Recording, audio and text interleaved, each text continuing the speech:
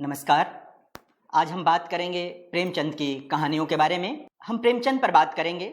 आप सब जानते हैं कि प्रेमचंद पर बातचीत के बिना हिंदी कहानी पर कोई बातचीत नहीं हो सकती, भारतीय कहानी पर कोई बातचीत नहीं हो सकती।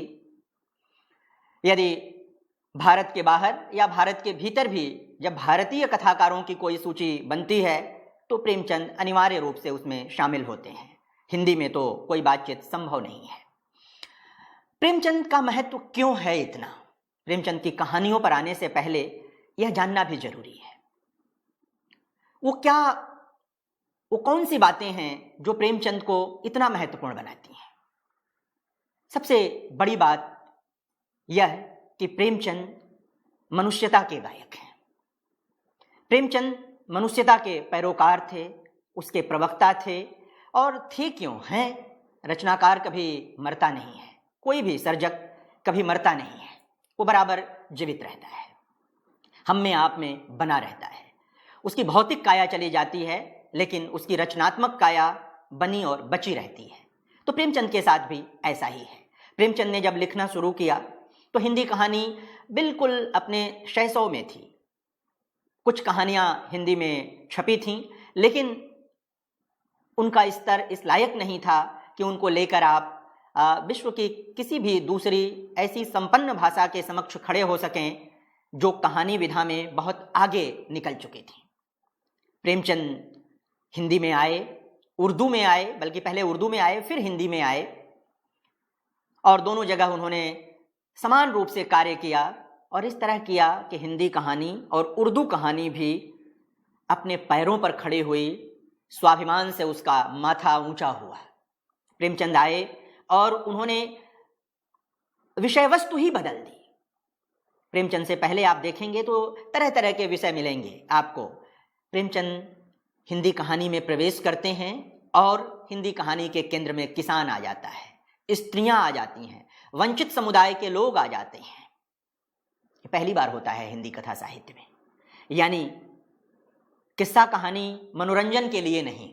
जब 1936 में जाकर प्रेमचंद प्रगतिशील लेखक संघ के अधिवेशन में अपना व्याख्यान देते हैं कि साहित्य का काम सोए हुए लोगों को जगाना है, तो यह सूक्ति वाक्य उनके अपने जीवन और लेखन से निःसृत हुआ है। 1901 से लेकर के 1936 के बीच लगभग 36 वर्ष तक का जो लेखन कार्य किया प्रेमचंद ने, उस लेखन के जो निहितार्थ हैं वो इस सूक्ति वाक्य में फलित हुए जाकर। प्रेमचंद ने जो विचार का साहित्य लिखा इन 36 वर्षों में, उनके माध्यम से भी यह सूक्ति फलित हुई। आप देखें कि सिर्फ प्रेमचंद किसानों को लेकर नहीं आते हैं, सिर्फ स्त्रियों को लेकर नहीं आते हैं, सिर्फ आंसू नहीं बहाते, बल्कि मनुष्यता के कायांतरण की कोशिश करते हैं। वह चित्त की शल्य क्रिया करते हैं। यानी कि जैसे एक सर्जन होता है, वह हमारे देह पर आए किसी घाव की चिकित्सा करता है, उसका ऑपरेशन करता है। कोई फोड़ा हो जाए तो उसका ऑपरेशन करता है। प्रेमचंद आत्मा का ऑपरेशन करते हैं, आत्मा की शल्य क्रिया करते हैं। और यह जो मनुष्य की देह है, इसके भीतर की जो आत्मा है, उसे अधिक मानवीय बनाने की कोशिश करते हैं। इसलिए प्रेमचंद महत्वपूर्ण है। यानी कि प्रेमचंद की कोई कहानी पढ़ते हुए, प्रेमचंद का कोई उपन्यास पढ़ते हुए, प्रेमचंद का कोई निबंध पढ़ते हुए आप यह पाएंगे कि उस निबंध को, उस कहानी को या उस उपन्यास को पढ़ने से पहले आप जो थे उसमें थोड़ा सा परिवर्तन हो चुका होगा। आपके भीतर कुछ ऐसा जरूर आ गया होगा, कुछ ऐसे भावों ने जन्म ले लिया होगा जो पहले तक नहीं थे, और यदि थे तो और घनीभूत हो गए होंगे वे भाव। ऐसे हैं प्रेमचंद। आप उनकी बहुत लोकप्रिय कहानियां, ईदगाह, पंच परमेश्वर जैसी कहानियों को भी याद कीजिए और देखिए कि वो कहानियां कैसे आपको बदल देती हैं। उनकी जिन कहानियों पर अभी हम विस्तार से चर्चा करेंगे, जो थोड़े जटिल मनोभाव की कहानियां हैं, हम उन पर भी बातचीत करेंगे। जो सामाजिक सांस्कृतिक प्रश्नों को लेकर आती हैं, उन पर बात करेंगे। स्वाधीनता को केंद्र में रखकर जो कहानियां प्रेमचंद ने लिखी, हम उन पर भी बात करेंगे। और यहीं यह भी कहना जरूरी है कि जब स्वाधीनता की कहानियों का संदर्भ आता है तो सिर्फ यह न समझें कि प्रेमचंद ने उपनिवेशवाद के विरोध में ही कहानियां लिखी। जब प्रेमचंद स्वाधीनता पद का प्रयोग करते हैं, जब प्रेमचंद स्वाधीनता की बात करते हैं, तो वह मुकम्मल स्वाधीनता की बात करते हैं, यानी कि जो सांस्कृतिक अवरोध थे तमाम, उनसे भी स्वतंत्रता की बात करते हैं, जो सामाजिक अवरोध थे उनसे भी स्वतंत्रता की बात करते हैं, जो तमाम तरह के अंधविश्वास भरे पड़े थे उनसे भी मुक्ति की बात करते हैं। वो जमींदारी व्यवस्था से मुक्ति की बात करते हैं, वो किसानों की मुक्ति की बात करते हैं, मजदूरों की मुक्ति की बात करते हैं, पितृसत्ता से स्त्रियों की मुक्ति की बात करते हैं। वो जो नवजागरण है, नवजागरण अगर ठीक ठीक हिंदी में किसी लेखक में अपनी पूर्णता से व्यक्त हुआ, और बल्कि उसमें कुछ नया जुड़ते हुए भी जो चीज आई, वो प्रेमचंद का साहित्य ही है। प्रेमचंद ने नवजागरण से तो लिया ही, बहुत कुछ अपनी ओर से जोड़ा।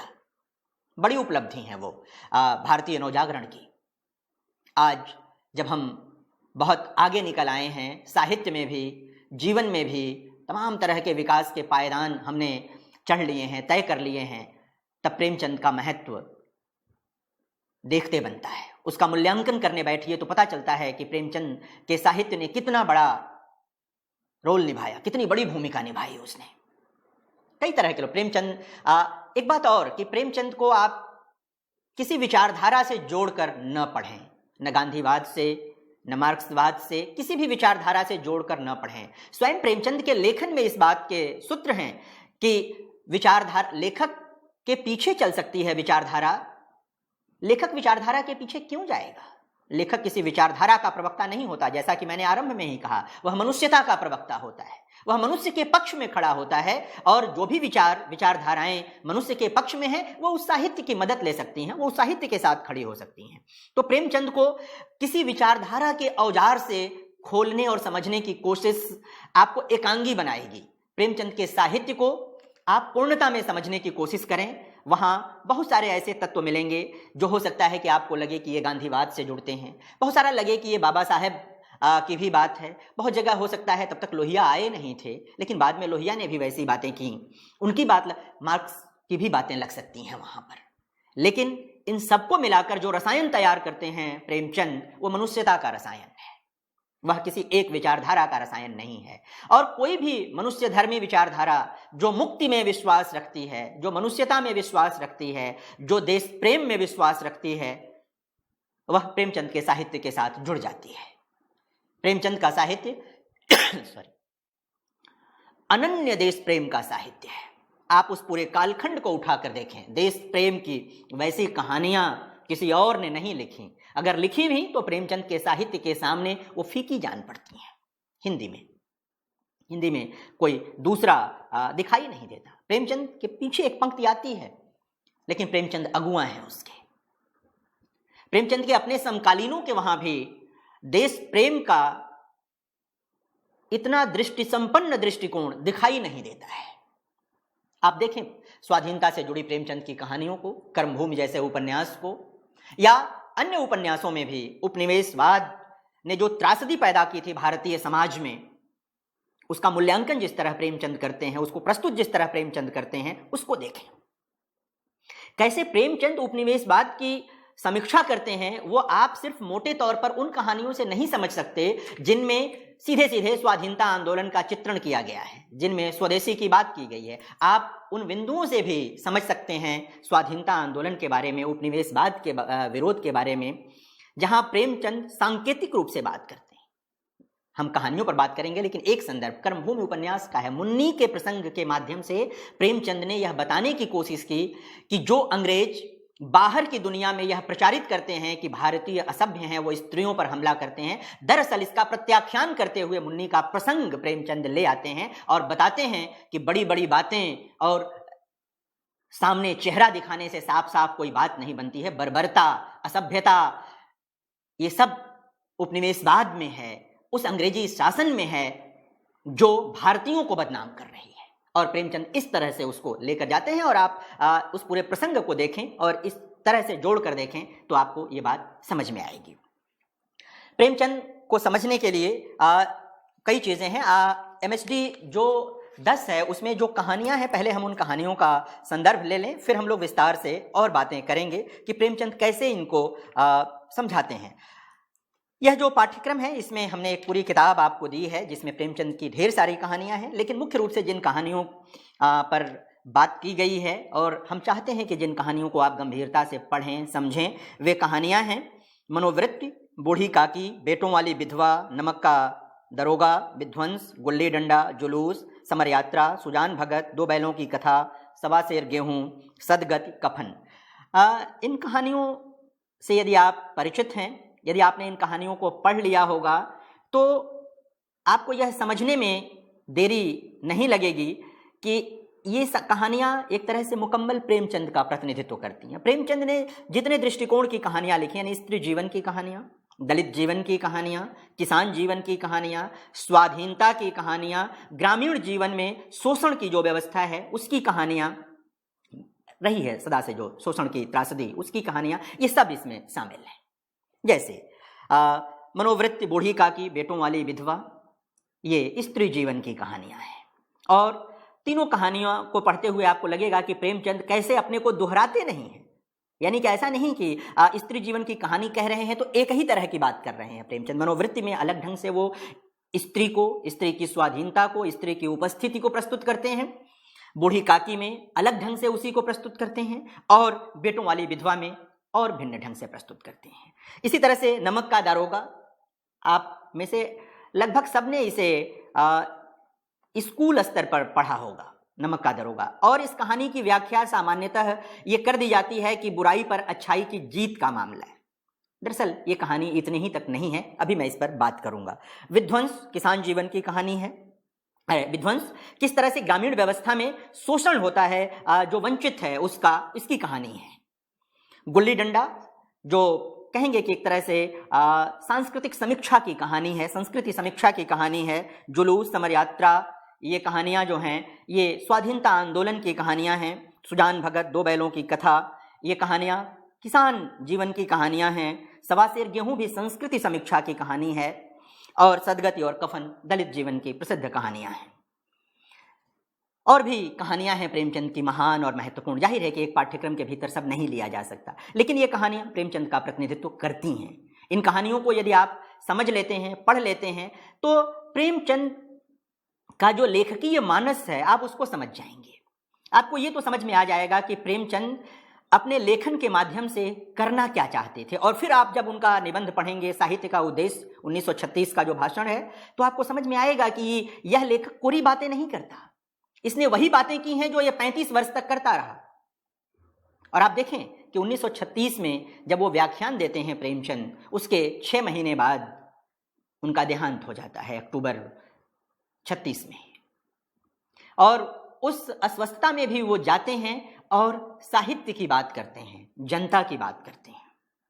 अद्भुत प्रकरण है। मैं कहानियों के विश्लेषण के साथ साथ आपको बताऊं कि अधिवेशन के अध्यक्ष थे प्रेमचंद, तो लखनऊ में उनको लेने के लिए उस दौर में तांगे की व्यवस्था होती थी, की गई थी, और कुछ लोग उनको लेने के लिए स्टेशन पर खड़े रहे। आज का दौर नहीं था, सोशल मीडिया का दौर नहीं था, बहुत से लोग प्रेमचंद को पहचानते नहीं थे। जाहिर है कि जो लोग लेने गए वो लोग भी नहीं पहचानते थे।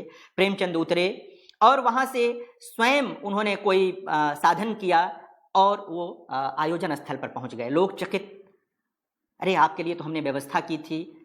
बड़े जो लोग होते हैं, यानी कि प्रेमचंद सिर्फ अपने लेखन में बड़े नहीं थे, अपने जीवन में भी उदात्त थे। उन्होंने इस बात की परवाह नहीं की कि आज मैं इस अधिवेशन का अध्यक्ष हूं तो जब तक कोई आएगा नहीं रेलवे स्टेशन पर, मुझे माला नहीं पहनाएगा लेने, तब तक मैं नहीं जाऊंगा। उतरे, धीरे से अपना जो भी उनके पास सामान रहा हो, झोला रहा हो, लेकर चले गए। तो प्रेमचंद के जीवन में भी ये औदात्य था, ये बड़प्पन था जो उनकी कहानियों में है। और उनकी कहानियों को पढ़ने के बाद जो बड़प्पन, जो औदात्य धीरे से पाठकों में प्रवेश करता है और जैसा मैंने शुरू में निवेदन किया कि अधिक मानवीय बनाने की कोशिश करता है। प्रेमचंद जब स्वाधीनता की बात करते हैं तो जैसा मैंने निवेदन किया कि कई तरह की स्वाधीनता की बात करते हैं। जमींदारी से स्वाधीनता की बात करते हैं, उपनिवेशवाद से स्वाधीनता तो है, अंग्रेजों से आजादी तो प्राथमिक चीज है, उसमें कोई समझौता नहीं, लेकिन उसके साथ साथ जमींदारी भी नहीं चाहिए। किसान और जमींदार, ये सरकार और किसान के बीच में जमींदार क्यों? प्रेमचंद पहले लेखक हैं हिंदी के जिन्होंने ये प्रश्न खड़ा किया। उन्होंने कहा जमींदारी उन्मूलन की जरूरत है। इसका विरोध भी सहा प्रेमचंद ने। प्रेमचंद ने मजदूरों के बारे में बात की, प्रेमचंद ने स्त्रियों की स्वाधीनता, कैसी स्वाधीनता, यानी कि दरअसल प्रेमचंद को अगर आप समझें तो इस तरह समझें कि प्रेमचंद उन भारतीय मूल्यों की ही स्थापना की कोशिश करते हैं जो अति प्राचीन हैं, लेकिन समय के साथ तमाम कारणों से जिन पर धूल जम गई थी। यानी कि स्त्रियों का स्थान भारतीय संस्कृति और समाज में बहुत ऊंचा रहा है, लेकिन समय के साथ जो व्यवस्था थी उसमें स्त्रियां शोषित होने लगी थीं। प्रेमचंद अपने लेखन के माध्यम से पुनः उन्हीं मूल्यों को स्थापित करने की कोशिश करते हैं और कहते हैं कि वह किसी भी मामले में पुरुष से कमतर नहीं है, बल्कि कई मामलों में अधिक बेहतर है और उसकी स्वतंत्रता जरूरी है। और स्वतंत्रता का मतलब अपने ढंग से जीवन जीने की स्वतंत्रता का मतलब कई लोग स्वच्छंदता समझ लेते हैं, मतलब एक ढंग से कि मनमानापन समझ लेते हैं। प्रेमचंद किसी भी मनमानेपन की बात नहीं करते, किसी भी अर्थ में स्वाधीनता जो बड़ा मूल्य है अपनी शर्तों पर जीवन जीने का, जैसे देश की आजादी कि हम अपनी शर्तों पर अपना देश चलाएंगे, कोई विदेशी क्यों हम पर शासन करेगा, उसी तरह से व्यक्ति का जीवन भी महत्वपूर्ण है। इसी कारण से वो वंचितों के पक्ष में खड़े होते हैं। ये जो कहानियां हैं, मनोवृत्ति जो कहानी है, यह आपने पढ़ ली होगी कहानी, यह हमारे समाज की उस धारणा का खंडन करती है, प्रत्याख्यान करती है, जिसमें एक अकेली स्त्री यदि कहीं बैठी है, लेटी है, तो 10 तरह की बातें लोगों के दिमाग में चलने लगती हैं। याद रखें, यह कहानी 20वीं शताब्दी के पूर्वार्ध की कहानी है, यानी कि आज से लगभग 90 साल पुरानी कहानी है ये। तब की मानसिकता में अब की मानसिकता में फर्क आया है, लेकिन तब जैसी मानसिकता थी प्रेमचंद ने उसको पकड़ने की कोशिश की और अब भी कभी कभी ऐसी मानसिकता देखने को मिलती है। तो प्रेमचंद अपनी कहानी में इस विषय को लेकर आते हैं कि एक अकेली स्त्री कहीं हो सकती है अपने काम पर, पार्क में, कहीं भी हो सकता है कि उसको नींद भी आ गई हो, तो आप उसकी स्वतंत्रता का सम्मान करें, उसके बारे में तरह तरह के विचार न करें और पूरी एक तरह से कहें कि मैंने जो कहा ना कि सर्जरी करते हैं प्रेमचंद, आत्मा की सर्जरी करते हैं, शल्य क्रिया करते हैं। और जब आप कहानी के अंत में पहुंचते हैं, कहानी को पढ़ते हुए आपको लगता है अरे यहाँ तो उजाला ही उजाला है, उजास ही उजास है। तो जो ये अंधेरा है मन का, समाज का, अंधविश्वासों का, तमाम तरह के पूर्वाग्रहों का, उस अंधेरे पर विजय दिलाने की कोशिश करते हैं प्रेमचंद मनोवृत्ति जैसी कहानी के माध्यम से। इस कहानी को इस ढंग से पढ़ें। पार्क में एक बेंच पर अकेली सोई हुई स्त्री है और लोग टहलने आते हैं और तरह तरह से उसके बारे में विचार करते हैं और अंत में पता चलता है कि वह स्त्री, जो लोग भी जो विचार कर रहे थे उन सबसे उलट बिल्कुल उन्हीं की तरह उदात्त चरित्र वाली है। प्रेमचंद स्त्रियों के खरीद फरोख्त पर भी प्रश्न लगाते हैं और बाकायदा उन्होंने वेश्या नाम से कहानी लिखी है। अपने उपन्यास सेवा सदन में विस्तार से इस समस्या पर विचार किया है। प्रेमचंद का मानना था कि स्त्रियां खरीदने और बेचने की चीज नहीं है। उन्होंने बेमेल विवाह पर प्रश्न खड़ा किया, जिसमें एक तरह से बेच ही दी जाती थीं स्त्रियां। गोदान याद करें, होरी जिन पुरुषों से अपनी बेटियों की शादी करता है उनसे पैसे लेता है उसके बदले, और वो लगभग पिता की उम्र से की ब्याह दी जाती है। निर्मला याद करें आप, इस तरह की कहानियां भी हैं। तो प्रेमचंद जब स्त्री की बात करते हैं तो कोई एक पक्ष नहीं उठा लेते। बूढ़ी काकी बहुत मार्मिक कहानी है, आप बहुत नाट्य रूपांतर भी इसके हुए हैं, आपने देखा होगा। बेटों वाली विधवा, कि किस तरह का हमने समाज बना रखा है। और याद रखें कि यह भारतीय मूल्यों वाला समाज नहीं है, यह पतनशील हुआ है। पुराने मूल्य ऐसे नहीं है। प्रेमचंद को अगर गंभीरता से याद करेंगे तो वह किसी विदेशी भाव को नहीं ले आते हैं, वो हमारे वहाँ ही जो हजारों साल पुरानी चीज़ें हैं उन्हें ही याद दिलाते हैं और कहते हैं कि ये जो बराबरी का मामला है वो समझने की ज़रूरत है, रिश्तों के कद्र की ज़रूरत है, संबंधों के सम्मान की ज़रूरत है। नमक का दरोगा, नमक का दरोगा कहानी, जैसा मैंने कहा कि मान लिया जाता है कि यह आदर्शवादी कहानी है, बुराई पर अच्छाई के जीत की कहानी है। अलोपी दिन जो नमक के एक तरह से नमक की तस्करी करते हैं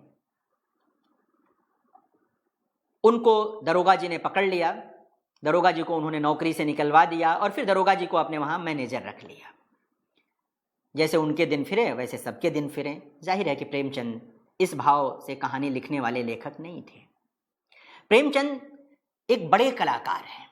मैं बार बार निवेदन करता हूं अपने विद्यार्थियों से, मित्रों से, कि जब भी किसी बड़े कलाकार की किसी कृति पर विचार करें, बड़े कथाकार, बड़े कवि, बड़े चित्रकार की किसी कृति पर विचार करें, तो बहुत सतही ढंग से बातचीत नहीं करनी चाहिए, उसमें प्रवेश करने की कोशिश करनी चाहिए। प्रेमचंद सिर्फ यह दिखाने के लिए कि उन्होंने उनसे दरोगा की नौकरी, एक तरह से उनको बर्खास्त करवा दिया था दरोगा की नौकरी से अपने प्रभाव का प्रयोग करके, इसलिए अपने वहाँ मैनेजर रख लिया और उनको एक बेहतर जीवन जीने का अवसर उपलब्ध कराया, इसके लिए तो कहानी नहीं लिखी होगी प्रेमचंद ने, इसकी जरूरत नहीं थी प्रेमचंद को। प्रेमचंद उस मनोविज्ञान को पकड़ने की कोशिश करते हैं कि जो आदमी तस्करी करता है, जो आदमी असंवैधानिक कार्य करता है, जो आदमी उन मूल्यों पर चलता है जो समाज में स्वीकृत नहीं है, वह व्यक्ति इतना औदात्य कैसे ला सकता है कि एक ईमानदार व्यक्ति के बारे में सोचे, वो एक ईमानदार व्यक्ति के सुख के बारे में सोचे, वो नहीं सोच सकता। अलोपीदीन जो कि एक तरह से खल पात्र हैं इस कहानी के, वे उदात्त सोच ही नहीं सकते। कहानी में और भी बारीकियां हैं। दरोगा जी के पिता अपने पुत्र से बहुत प्रसन्न नहीं हैं, वो ऊपर की कमाई की बात सोचते हैं, यानी कि अंग्रेजों के दौर में भी ये मानसिकता थी और पहले से भी रही होगी। प्रेमचंद उसको प्रश्नांकित करते हैं, ये ऊपर की कमाई का मामला। दरोगा जी के पिता बहुत उनसे नाराज रहते हैं और जब ये नौकरी चली जाती है तब तो जाहिर है कि और भी वो कुपित हो जाते हैं। लेकिन जब अलोपीदीन आ जाते हैं और दरोगा जी को, पूर्व दरोगा जी को कहते हैं कि आप हमारा जो भी व्यापार है उसको संभालिए, उसके मैनेजर बन जाइए, तो पिताजी प्रसन्न हो जाते हैं। तो प्रेमचंद इकहरी का, यानी कि प्रेमचंद की कहानी के भीतर जो कई संरचनाएं चल रही होती हैं उनको भी पकड़ने की कोशिश करनी चाहिए। कई कहानियां चल रही हैं प्रेमचंद की कहानी के भीतर, उस मनोविज्ञान को भी पकड़ने की कोशिश कीजिए जो अलोपीदीन का है, जो दरोगा जी का है, जो दरोगा जी के पिताजी का है और जो हमारे समाज का है। अलोपीदीन रिश्वत देने की कोशिश करते हैं, दरोगा जी को नहीं खरीद पाते, उनको नहीं मिला पाते, लेकिन उनको लाचार बना देते हैं, उनके पास कोई विकल्प नहीं छोड़ते और फिर उन्हें अपना नौकर बना लेते हैं। या अब सोचिए कि जो आदमी तस्करी करता है वह सदाव्रती तो हो नहीं जाएगा, ऐसा तो है नहीं कि उनका व्यापार बदल गया, व्यापार तो वही है उनका, और अब दरोगा जी उसी व्यापार की मैनेजरी करेंगे। यानी कि जो काम सीधे ताकत दिखाकर नहीं हुआ वह दूसरे ढंग से कर, साम दाम दंड भेद की जो नीति है, किस तरह शासक वर्ग के लोग, किस तरह जिनके हाथ में सत्ता होती है वे लोग, वो चाहे औपनिवेशिक सत्ता रही हो या कोई भी जो शासक, किस तरह वो लोगों को अपनी तरफ करते हैं, इस बारीकी को प्रेमचंद ने नमक का दरोगा जैसी कहानी में प्रस्तुत किया है। इसको समझने की कोशिश करें। यही काम वो एक और कहानी, कई कहानियों में उन्होंने किया है कि जो काम डांट टपट के नहीं हो सकता, जो काम धमका के नहीं हो सकता, उसको प्यार से करा लो। यानी कि जीतने का यह भी तरीका है और सामने वाले को पता ही नहीं चलता कि वो बिक गया, सामने वाले ने खरीद लिया, कोई कीमत भी नहीं लगी।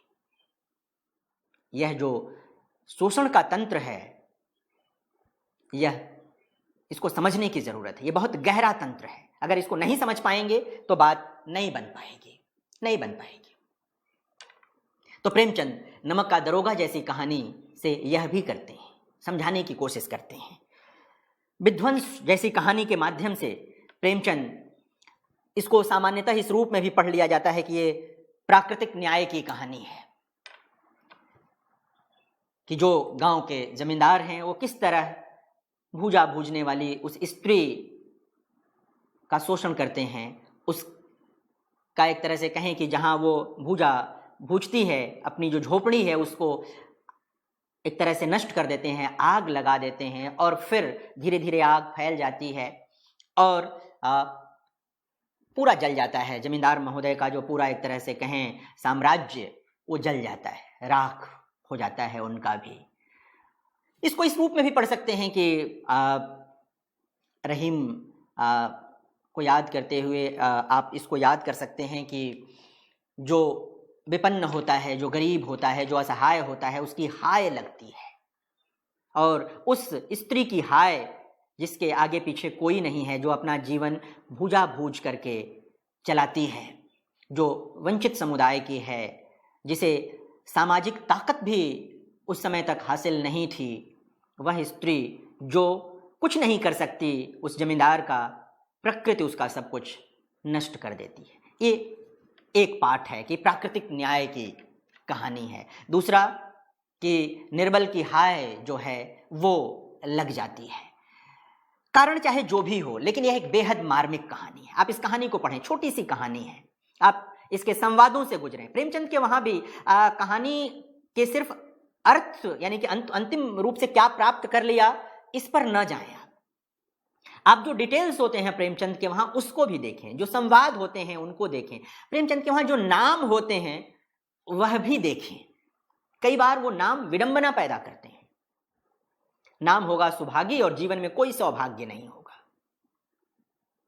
जो आयरनी है, जो विडंबना है, प्रेमचंद उसको भी कई बार अपने पात्रों के नाम से प्रकट करते हैं। गोबर क्या नाम हुआ, प्रकट करते हैं प्रेमचंद। कभी आप प्रेमचंद ने जो अपने पात्रों के नाम रखे हैं उसका अध्ययन करके देखिए, सूची बनाइए और देखिए, और उन पात्रों को जिस ढंग से प्रस्तुत किया है उस डिटेल्स में जाइए तो आपको लगेगा कि प्रेमचंद नाम भी ऐसे ही नहीं रख देते थे कि चलो कोई एक नाम होना चाहिए कहानी में, कि कहानी को पूरा करना है इसलिए एक नाम आ जाए, चाहे स्त्री का या पुरुष का। इसलिए जब आप विध्वंस जैसी कहानी पढ़ेंगे तो आपके भीतर मतलब एक तरह से कहें कि करुणा का सागर उमड़ने लगेगा। और जैसा मैंने आरंभ में एक बार निवेदन किया था कि प्रेमचंद की कोई भी रचना पढ़ने के बाद आप वही नहीं रह जाते हैं जैसा पढ़ने से ठीक पूर्व थे। कुछ चीजें बदल जाती हैं। बहुत कुछ है जो आपकी आत्मा में रिसने लगता है, बहने लगता है। बहुत सारे पर्दे जो पुतलियों के आगे, आत्मा की पुतलियों के आगे पड़े होते हैं, वो पर्दे हट जाते हैं और आपको जब चीजें दिखाई देती हैं साफ साफ तो आपको लगता है कि आप कुछ बदल गया। वही कि आप भी मनुष्यता के उस गायक की आवाज में आवाज मिलाने लगते हैं। प्रेमचंद की गुल्ली डंडा कहानी से आप परिचित हैं और ये भी संस्कृति समीक्षा की कहानी है। इस कहानी को कई बार लोग बहुत हास्य की तरह से पढ़ लेते हैं। इस कहानी को सोचते हैं कि लेकिन प्रेमचंद हास्य के लिए कोई कहानी कैसे लिख सकते हैं। देखिए, जो गांव का वह वंचित समुदाय का मित्र उस नायक का बचपन में गुल्ली डंडा में इसे हरा देता था, जब ये लौटता है, शहर से आता है, गुल्ली डंडा खेलना चाहता है तो वह दोस्त जो अब भी बहुत बढ़िया खेलता है, उससे अधिक प्रवीण है गुल्ली डंडा के खेल में, वह हार जाता है बार बार। प्रेमचंद इस सत्य को पकड़ने की कोशिश करते हैं। यह जो अंतराल आ जाता है संबंधों के बीच, उसको पकड़ने की कोशिश करते हैं। यह जो सामाजिक संरचना है गांव की, उसको पकड़ने की कोशिश करते हैं और प्रश्नांकित करते हैं। शहर में जाकर के भी जो नायक है उसका मन नहीं बदला है, वह उसी तरह है, लेकिन सामाजिक संरचना ने उस दोस्त के मन में जो बहुत सारी चीजें भर दी हैं, जो भय भर दिया है, उसका विरेचन कैसे होगा। यह कहानी उसका विरेचन कराती है, उसकी कैथारसिस कराती है गुल्ली डंडा में। यह हास्य की कहानी नहीं है, यह अपने समाज को पुनः समझने की कहानी है, मित्रता की अंतर्वस्तु को समझने की कहानी है। जो संरचना में शोषण का तंत्र है, उसकी अंतर्वस्तु, उसकी प्राणवस्तु को समझने की कहानी है। आप एमए के विद्यार्थी हैं तो जाहिर है कि आपसे उम्मीद अधिक है। आप इसे संस्कृति समीक्षा की कहानी के रूप में पढ़ेंगे तो आपको बिल्कुल नई चीजें दिखाई देंगी, नई चीजें समझ में आएंगी आपको।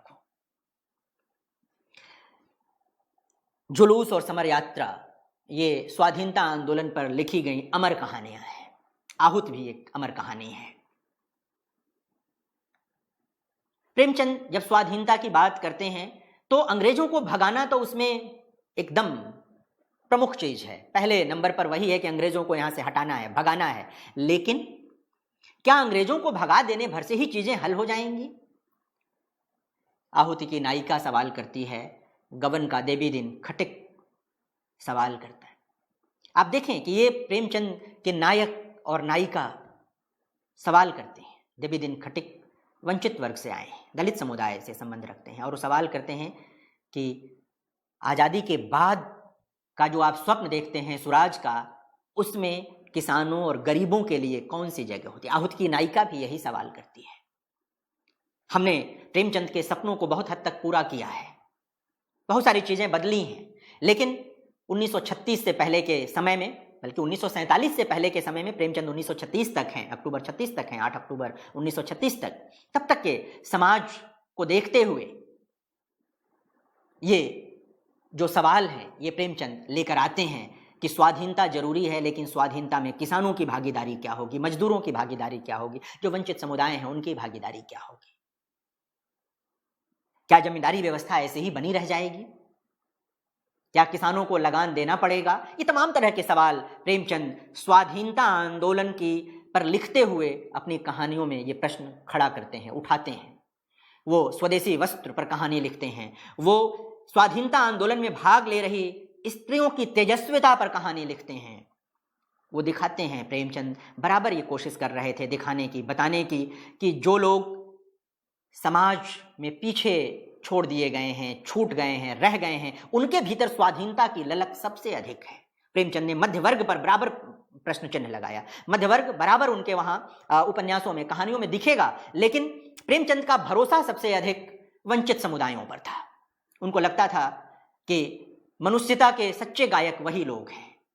मध्य वर्ग कई बार अवसरवाद का शिकार हो जाता है, बल्कि कई बार क्यों, बार बार अवसरवाद का शिकार हो जाता है, लेकिन जो वंचित वर्ग है वह प्राण प्रण से लगा रहता है। स्वाधीनता आंदोलन में भी उनका रोल बड़ा था, वंचित वर्ग के लोगों का। प्रेमचंद इसको रेखांकित करते हैं अपनी कहानियों में, स्वाधीनता आंदोलन की कहानियों में। और जो ये दो कहानियां हैं, इनको आप जब विस्तार से पढ़ेंगे तो ये तत्व आपको दिखाई देंगे। किसान जीवन की बहुत सारी कहानियां हैं प्रेमचंद की। उनको किसान जीवन के कथाकार के रूप में बहुत दिनों तक पढ़ाया गया, आज भी लोग पढ़ाते हैं। आज भी गोदान पर जो सबसे प्रसिद्ध सवाल बनाते हैं लोग उपन्यास में, वो कहते हैं किसान जीवन का महाकाव्य है, जबकि गोदान सिर्फ किसान जीवन का महाकाव्य नहीं है, वह बड़ा उपन्यास है, महाकाव्य है, लेकिन कई कारणों से महाकाव्य है। और महाकाव्य क्यों कहा जाता है? क्योंकि महाकाव्य एक ऐसी सबसे पुरानी बड़ी विधा है, विशाल, जिसमें तमाम तरह के चरित्र समा सकते हैं, तमाम तरह के कथाएं समा सकती हैं, इसलिए महाकाव्य कहने का मामला बनता रहता है। तो प्रेमचंद को किसान जीवन के कथाकार के रूप में प्रस्तुत किया गया। हालांकि वो सिर्फ किसान जीवन के कथाकार नहीं हैं, लेकिन यह भी सही है कि उनसे पहले किसान जीवन की इतनी विश्वसनीय कहानियां किसी ने नहीं लिखी। बाद में लिखी, रेणु ने लिखी और भी कई लोगों ने लिखी, लेकिन प्रेमचंद से पहले किसान जीवन की इतनी विश्वसनीय कहानियां, इतनी प्रामाणिक कहानियां कि आप उनके आधार पर उस समय के सामाजिक तंत्र को समझ सकते हैं, किसी और ने नहीं लिखी। तो प्रेमचंद की जो दो बैलों की कथा कहानी को किसान जीवन से भी आप जोड़ सकते हैं और स्वाधीनता आंदोलन से भी जोड़ करके देख सकते हैं। इसकी व्याख्या स्वाधीनता आंदोलन को लेकर के भी हुई है। सत्याग्रह के संदर्भ में भी आप इस कहानी को पढ़ सकते हैं, बल्कि पढ़ना चाहिए। सवा सेर गेहूं, यह शोषण, एक अंतहीन शोषण की कहानी है। हमारे वहां जो तमाम तरह के सांस्कृतिक दोष पैदा हो गए थे, प्रेमचंद सब पर निगाह डालते हैं और सवा सेर गेहूं के माध्यम से जो हृदयहीनता समाज में प्रवेश कर गई थी उसका प्रत्याख्यान करते हैं और अपने पाठकों के विरेचन की कोशिश करते हैं कि कोई और सवा सेर गेहूं के पंडित जी की तरह, महाजन की तरह न बन जाए। किस तरह कर्ज के चक्र में पीढ़ी दर पीढ़ी लोग फंसे रह जाते थे। पढ़ाई का अभाव था, समझ का अभाव था, और जिसके पास ताकत थी, जिसके पास दौलत थी, वो उन्हें लगातार अपना गुलाम बनाए हुए था। गुलामी सिर्फ खरीद कर ही नहीं कराई जाती है, कई बार आपको लगता है कि आप गुलाम नहीं हैं, फिर भी आप गुलाम होते हैं। प्रेमचंद इस मानसिकता को भी समझाने की कोशिश करते हैं। इसलिए प्रेमचंद बराबर चित्त और चेतना के स्वाधीनता की बात करते हैं कि चित्त भी स्वाधीन होना चाहिए, चेतना भी स्वाधीन होनी चाहिए, आप में स्वतंत्र निर्णय लेने की क्षमता होनी चाहिए। इसलिए प्रेमचंद के पात्र सोचते हैं, क्योंकि जो सोचता है वो गुलाम नहीं हो सकता। जिस दिन आप सोचना शुरू कर देते हैं, जिस दिन आप सवाल करना शुरू कर देते हैं, उस दिन आप गुलाम नहीं रह सकते। तो प्रेमचंद की कहानियों में इसके तत्व आपको मिलेंगे। तो प्रेमचंद की कहानियों को इस ढंग से पढ़ें, इस ढंग से समझने की कोशिश करें, सिर्फ किस्सागोई में न डूबें, क्योंकि प्रेमचंद में किस्सागोई का सौंदर्य तो अद्भुत है। आप पढ़ना शुरू करें, आप खत्म किए बिना नहीं रह सकते। यह अकारण नहीं है कि प्रेमचंद 1936 में चले गए, आज 2020 है, आज भी प्रेमचंद सर्वाधिक पढ़े जाने वाले कहानीकार और उपन्यासकार हैं। यह लगातार शोध हुए हैं प्रेमचंद को लेकर, उनकी लोकप्रियता को लेकर भी काम हो रहे हैं, लेकिन यह देखा जाना चाहिए कि वो क्या है। वो यही है, किस्सा गोई और समाज की गहरी समझ, संस्कृति की गहरी समझ, मनुष्यता की समझ, चित्त और चेतना के स्वाधीनता का प्रश्न, यही है जो प्रेमचंद को हमारा समकालीन बनाए हुए है। प्रेमचंद 36 में चले गए हों, लेकिन आज भी लगता है कि आपके सिरहाने बैठे हुए हैं, आपके पास बैठे हुए हैं, आपको अब भी जगा रहे हैं, ये कहते हुए कि यह सोने का समय नहीं है। आप देखें कि चेतना कितनी जरूरी चीज होती है, अगर वो नहीं है तो आप कुछ नहीं कर सकते। प्रेमचंद की कहानियां चेतस बनाती हैं आपको, कई कारणों से, तमाम तरह के प्रश्नों को आपके सामने रखती हैं। सदगति और कफन, प्रेमचंद हिंदी के पहले ऐसे कथाकार हैं जिन्होंने दलित समाज के लोगों को नायकत्व दिया।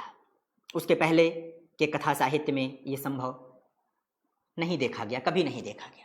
वो दलित समाज के लोगों को कहानी के केंद्र में लाते हैं, उन समस्याओं पर विचार करते हैं जिनके नाते भारतीय समाज में विभाजन दिखता है, जिनके नाते भारतीय समाज पर लोग प्रश्न खड़ा करते हैं कि यहाँ जाति व्यवस्था है, यहाँ जाति के आधार पर शोषण की व्यवस्था है। प्रेमचंद इसको सामने रखते हैं और वही उन्हीं मूल्यों की स्थापना की बात करते हैं कि भारतीय समाज अपनी अवधारणा में कभी जातिवादी समाज नहीं रहा है। भारतीय समाज मूल्यजीवी समाज रहा है, मूल्यों में यकीन करने वाला समाज रहा है, महान मूल्यों में यकीन करने वाला समाज। प्रेमचंद उन विचलनों पर प्रश्न खड़ा करते हैं और जो त्रासदी दलित जीवन में, दलित समाज में शोषण के कारण पैदा हो गई थी, व्यवस्था की कुरूपता के कारण पैदा हो गई थी, उन्हें उभारते हैं, सामने करते हैं और ये कोशिश करते हैं। यही काम महात्मा जी कर रहे थे, महात्मा गांधी, यही काम बाबा साहब डॉक्टर भीमराव अंबेडकर कर रहे थे। कोई भी स्वप्नजीवी व्यक्ति, महात्मा बुद्ध यही काम अपने समय में कर रहे थे। कोई भी स्वप्नजीवी व्यक्ति, कोई भी समाज दृष्टा व्यक्ति, कोई भी ऐसा व्यक्ति जिसकी भारतीयता में रुचि हो, जो भारतीयता में यकीन करता हो, जिसका भारतीय जीवन मूल्यों में यकीन हो, वह इस तरह के विभाजन का प्रत्याख्यान करेगा ही करेगा। और प्रेमचंद इसीलिए जाति व्यवस्था का प्रत्याख्यान करते हैं। वो कहते हैं कि भारतीय समाज तभी अग्रणी समाज बन सकता है, तभी उन्नत समाज बन सकता है जब जाति व्यवस्था को निर्मूल कर दिया जाए, उसे समाप्त कर दिया जाए। वो जमींदारी व्यवस्था को समाप्त करने की बात करते हैं, वो जाति व्यवस्था को समाप्त करने की बात करते हैं, वह स्त्रियों पर जो तमाम तरह के प्रतिबंध हैं, एक तरह से उनको शिकंजे में रखने की कोशिश है, उसको समाप्त करने की बात करते हैं, पितृसत्ता को समाप्त करने की बात करते हैं। वो जो दो संरचनाएं हैं उनकी बराबरी की बात करते हैं, मजदूरों और श्रमिकों का सम्मान करते थे। वो जानते थे कि श्रमिकों के बिना कोई समाज नहीं चल सकता, कोई देश नहीं चल सकता, इसलिए श्रमिकों के हक की बात करते हैं प्रेमचंद अपनी कहानियों में। यानी कि प्रेमचंद एक साथ हिंदी कथा साहित्य का विकास करते हैं, यानी कि हिंदी में कहानी और उपन्यास विधाओं का विकास करते हैं। जैसा कि मैंने निवेदन किया था कि वो शैशव काल में थी, उनको पैरों के बल खड़ा करते हैं, उनका विजन बड़ा करते हैं। शिल्प के स्तर पर भी और कथ्य के स्तर पर भी हिंदी कहानी और उपन्यास का परिसर बड़ा करते हैं प्रेमचंद। शिल्प के स्तर पर आप देखें कि प्रेमचंद ने जितने प्रयोग किए अपनी कहानियों में, दूसरे कथाकार के वहां नहीं दिखेंगे। एक आलाप शैली, पत्र शैली, संवाद शैली, कितनी तरह की शैलियां आपको प्रेमचंद के वहां मिलेंगी। लोग प्रेमचंद की 10-20 कहानियां पढ़ लेते हैं और सोचते हैं कि ये तो खास ढंग के कथाकार हैं। प्रेमचंद ने 297 कहानियां लिखी हैं, अब कुछ और भी उपलब्ध हो रही हैं। आप उन 297 कहानियों से जब गुजरेंगे और देखेंगे तो आपको लगेगा कि प्रेमचंद ने शिल्प में कितना प्रयोग किया है, कैसे अपने कथ्य को संप्रेषित करने के लिए प्रेमचंद बार बार अपने शिल्प में प्रयोग करते हैं, लेकिन भाषा बराबर सहज रखते हैं। बल्कि मैं कहता हूं कि बहुत सारे कथाकार जो अपने अपने अंचल की भाषा का प्रयोग करने लगते हैं अपने साहित्य में, कई बार वो अच्छा लगता है, वो महत्वपूर्ण भी होता है, लेकिन प्रेमचंद ने ऐसा नहीं किया। उनके पात्र भोजपुरी और अवधी नहीं बोलते, वो ऐसी हिंदी बोलते हैं जिनमें इनका आपको एक तरह से संस्पर्श दिखाई देगा, टच दिखाई देगा, लेकिन वो हिंदी है और ऐसी हिंदी है जिसे आप कश्मीर से कन्याकुमारी तक कहीं भी पढ़ते हुए समझ लेते हैं। यानी कि प्रेमचंद की अखिल भारतीय व्याप्ति का कारण उनकी भाषा भी है, वह भाषा जो साधारण मनुष्य की भाषा है, जो हिंदुस्तान के आम आदमी की भाषा है, जो जिसे गांधी जी जिस भाषा की बात किया करते थे, हिंदुस्तानी। प्रेमचंद की उर्दू भी वैसी ही है, प्रेमचंद की हिंदी भी वैसी ही है। आप बहुत जटिल विन्यास की ओर नहीं ले जाते वो अपनी भाषा को। इन कथ्य को कई बार उनका कथ्य बहुत सहज और सरल दिखाई देता है, लेकिन उसके भीतर, जैसा मैंने नमक का दरोगा कहानी की व्याख्या करते हुए बात की, कि सहज दिखते हुए कथ्य के भीतर जो जटिल चीजें हैं, प्रेमचंद उनको ले आते हैं। यानी कि जो सरल दिखता है उतना सरल है नहीं प्रेमचंद के वहां, उसके भीतर जटिल जीवन है, जटिल मनोविज्ञान है, बहुत सारी जो सामाजिक जटिलताएं हैं वो भी उनमें व्यक्त हुई हैं। ठाकुर का कुआं जैसी कहानी को पढ़िए, छोटी सी कहानी, और आपको लगेगा कि किस तरह जो सांस्कृतिक संरचना है प्रेमचंद उसकी गहरी समझ रखते हैं। लोग कहते हैं प्रेमचंद के वहां मनोविज्ञान कम है। आप देखें नमक का दरोगा ही कहानी में देखें कि मनोविज्ञान किस तरह काम करता है, गहराई में जाकर काम करता है। आप प्रेमचंद के उपन्यासों को पढ़ें, आपको दिखाई देगा कि प्रेमचंद कितनी गहराई से मनोविज्ञान को समझते थे। जाहिर है कि मनोविज्ञान का मतलब वो सिर्फ मनोवैज्ञानिक चित्रण नहीं था, उनके सामने एक बड़ा प्रश्न था भारतीय समाज के इर्द गिर्द इकट्ठा हो गए अंधविश्वासों से भारतीय समाज को मुक्त कराने का, जो तमाम तरह के सांस्कृतिक दोष आ गए थे उनसे मुक्त कराने का, और हिंदी कथा साहित्य को विकसित करने और कराने का। ये सारी चीजें प्रेमचंद के वहां लगातार बनी हुई थी। तो एक कथाकार के रूप में जब आप प्रेमचंद को पढ़ें तो सबसे पहले याद करें कि प्रेमचंद की भाषा क्या है, दूसरे स्तर पर प्रेमचंद का कथ्य क्या है, तीसरे स्तर पर उस कथ्य के भीतर जो संश्लिष्टता है उस संश्लिष्टता को खोलने की ओर बढ़ें, न कि सतह पर दिख रहे अर्थ को पकड़कर भाग जाएं। कई लोग प्रेमचंद के वहां सतह पर दिख रहे अर्थ को ही पकड़ लेते हैं और सोचते हैं कि कहानी पूरी हो गई। ऐसा नहीं है, आप उसकी संश्लिष्टता को समझें। नमक का दरोगा कहानी हो, मनोवृत्ति कहानी हो, विध्वंस कहानी हो, सदगति कहानी हो, कफन कहानी हो, ठाकुर का कुआं हो, दूध का दाम हो, पूस की रात हो, कोई भी कहानी हो, आहुति हो, आप जो उस कहानी की संश्लिष्टता है उसको समझने की कोशिश कीजिए, टकराइए। प्रेमचंद जैसे महान कथाकार कोई बहुत साधारण बात कहने के लिए कहानी नहीं लिख सकते थे, उन्हें बड़ी बात कहनी थी और बड़ी बात सहज ढंग से कहनी थी। कई बार इसी में दिक्कत हो जाती है, लोग सहज ढंग से कही गई बातों को लोग बहुत हल्के में ले लेते हैं, सोचते हैं बड़ा सरल है, लेकिन जैसे आप उसमें उतरते हैं आपको समझ में आता है कि यह जो सरल है यह सरल नहीं है, यह बहुत जटिल है। क्योंकि समाज जटिल है, क्योंकि सत्ता जटिल है, क्योंकि संरचनाएं जटिल हैं, तो कथा साहित्य कैसे सरल हो सकता है, कविताएं कैसे सरल हो सकती हैं?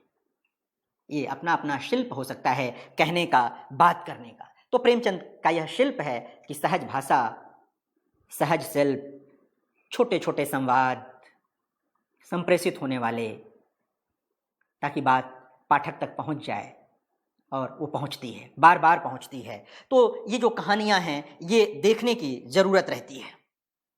बहुत सारी बातें प्रेमचंद 1936 के ही उस व्याख्यान में जब सोए हुए लोगों के जगाने की बात कहते हैं, तमाम बात करते हैं, तो वो कहते हैं कि आध्यात्मिक शांति भी मिलनी चाहिए। और आध्यात्मिक शांति क्या है? आध्यात्मिक शांति है समाज का सुख। अगर समाज सुखी है तो समझिए कि उस समाज के लोगों के पास आध्यात्मिक सुख है। यदि आप ऐसे लोगों के लिए खड़े हो रहे हैं जो वंचित हैं, शोषित हैं, तो आप आध्यात्मिक सुख की ओर अग्रसर हैं। आध्यात्मिक सुख क्या है? अन्य के विषय में सोचना, यही भारतीयता भी है। अन्य के विषय में सोचना, अन्य के दुख को समझना, अन्य के सुख के लिए कार्य करना, यही भारतीयता रही है। वसुधैव कुटुंबकम की अवधारणा यही रही है। यही प्रेमचंद के चित्त की बनावट में शामिल है, उनकी चेतना की बनावट में शामिल है कि आप अन्य के लिए कितना स्पेस रखते हैं अपने जीवन में, आपके जीवन में अन्य के लिए कितना अवकाश है, दूसरों के सुख से आप कितने सुखी होते हैं और दूसरों के दुख से कितने विचलित होते हैं। यह है आपकी आध्यात्मिकता का थर्मामीटर। इससे आप तय करेंगे कि आप कितने आध्यात्मिक हैं। भारतीयता औदात्य की ओर ले जाने वाली चीज है, इसलिए प्रेमचंद का साहित्य भी आपको औदात्य की ओर ले जाता है, आपको बड़ा मनुष्य बनाने की ओर ले जाता है। आप तमाम बिंदुओं को प्रेमचंद के वहां देखें। प्रेमचंद हिंदी के ऐसे पहले लेखक थे जिन्होंने स्त्री शिक्षा पर बात की। उन्होंने सिर्फ यह नहीं कहा कि स्त्री घर में बच्ची पैदा हुई है तो उसको खाना बनाना सिखा दीजिए, घर गृहस्थी की चीज़ें सिखा दीजिए। प्रेमचंद कहते थे कि यदि आप बेटों पर विश्वास करके उन्हें पढ़ने के लिए बाहर भेज सकते हैं तो बेटियों पर भी विश्वास कीजिए, उन्हें पढ़ने के लिए बाहर भेजिए। क्योंकि प्रेमचंद जानते थे कि जिस दिन स्त्रियां पढ़ लिख लेंगी, आर्थिक रूप से आत्मनिर्भर हो जाएंगी, उनका शोषण नहीं हो सकेगा। परिवार के भीतर भी उनको उनका उचित दाय स्वाभाविक रूप से मिल जाएगा, किसी की कृपा की जरूरत उनको नहीं रह जाएगी। इसलिए स्त्री शिक्षा की बात करते हैं प्रेमचंद अपने निबंधों में भी, अपने लेखन में भी। आप उपन्यास की तरफ जाइए, मैं बार बार याद दिलाता हूं, मालती के चरित्र को देखिए। मालती के चरित्र में जो उजास है, जो आत्मनिर्भरता है, वह शिक्षा से आई है। प्रेमचंद का वह वाक्य बड़ा वाक्य है जिसे बहुत दिनों तक एक तरह से नकारात्मक ढंग से पढ़ा समझा गया कि मालती बाहर से तितली और भीतर से मधुमक्खी है। मैं बार बार इसका संदर्भ लेता हूं जहां भी अवसर मिलता है। तो लोग समझते हैं कि प्रेमचंद पढ़ी लिखी स्त्री को समझ नहीं पाते, जबकि आप यदि तितली और मधुमक्खी के स्वभाव का विवेचन करें तो आपकी समझ में यह आएगा कि प्रेमचंद दरअसल एक पढ़ी लिखी स्त्री के व्यक्तित्व की बात कर रहे हैं। वो बताना चाहते हैं कि यदि एक स्त्री पढ़ी लिखी है तो वह तितली की तरह अपनी स्वतंत्रता में रहेगी, एक जो स्वाभाविक सौंदर्य गुण है वह भी उसमें होगा, वह अपनी मर्जी से जो चाहेगी करेगी। और मधुमक्खी का जो गुण है कि वह शहद इकट्ठा करती है, वह मिठास इकट्ठा करती है, लेकिन यदि आप उस पर प्रहार करेंगे तो वो डंक भी मारती है। यानी पढ़ी लिखी स्त्री अपनी रक्षा में भी किसी और पर निर्भर नहीं होती है, वो अपने पर ही निर्भर होती है, आत्मनिर्भर होती है। वह जो स्वाभाविक गुण है स्त्री का वह भी उसके साथ होता है, लेकिन बहुत सारी चीज़ें शिक्षा से बदल जाती हैं। सबसे बड़ी चीज़ कि आत्मनिर्भरता आ जाती है उसमें, वह अपनी रक्षा करने में सक्षम हो जाती है। तो प्रेमचंद पहले हिंदी के लेखक हैं जो स्त्री शिक्षा पर बात करते हैं, निबंध लिखते हैं, संपादकीय लिखते हैं, अपने कहानियों में, अपने उपन्यासों में उसका संदर्भ लेते हैं। प्रेमचंद परिवार में गहरा यकीन करते थे, परिवार व्यवस्था में प्रेमचंद का अटूट विश्वास था, लेकिन परिवार के भीतर स्त्री के शोषण को लगातार प्रश्नांकित करते हैं। वो कहते हैं कि शोषण को समाप्त कीजिए, परिवार बड़ा मूल्य है, उस मूल्य पर एक दाग है स्त्री का शोषण, इस दाग को मिटाने की जरूरत है। यही जाति व्यवस्था के संदर्भ में प्रेमचंद करते हैं। जाति व्यवस्था भारतीयता पर, भारतीय संस्कृति पर दाग की तरह है, इसको मिटाने की जरूरत है, समाप्त करने की जरूरत है। मनुष्य की काया में कोई ऊंच नीच नहीं हो सकता, विचारों से बड़े होने की जरूरत है, उदात्त होने की जरूरत है, वही आध्यात्मिक सुख तभी मिलेगा। तो प्रेमचंद ये तमाम संदर्भ अपने कथा साहित्य में लेकर आते हैं, अपनी कहानियों में लेकर आते हैं। आज हम प्रेमचंद पर ये जो बातचीत कर रहे हैं, प्रेमचंद की कहानियों को लेकर, एक तरह से ये इसको पहले खंड के रूप में देखें। आगामी दिनों में हम फेसबुक लाइव पर, ज्ञान दर्शन पर या ज्ञानवाणी पर कहीं ना कहीं इस क्रम को आगे बढ़ाएंगे और हम कोशिश करेंगे कि एक एक कहानियों पर विस्तार से बात करें और समझने की कोशिश करें कि प्रेमचंद जैसा बड़ा कथा शिल्पी, महान कथा शिल्पी, अमर कथा शिल्पी इन कहानियों की रचना क्यों कर रहा था। क्या सिर्फ कहानी विधा के विकास के लिए, या जो भारतीय जनमानस है या विश्व का जो जनमानस है उसके विरेचन का भी कोई उद्देश्य उसमें शामिल था तो शामिल, लेकिन किस तरह शामिल था, हम इसका विश्लेषण भी करेंगे। मुझे लगता है कि आज की बातचीत से आप सबको निश्चित तौर पर फायदा हुआ होगा। आप अपने प्रश्न, अपनी जो भी बातचीत है वो हमें मानविकी विद्यापीठ के पते पर भेज सकते हैं, हमें आपको उत्तर देते हुए प्रसन्नता होगी। अगली मुलाकात तक के लिए धन्यवाद और नमस्कार।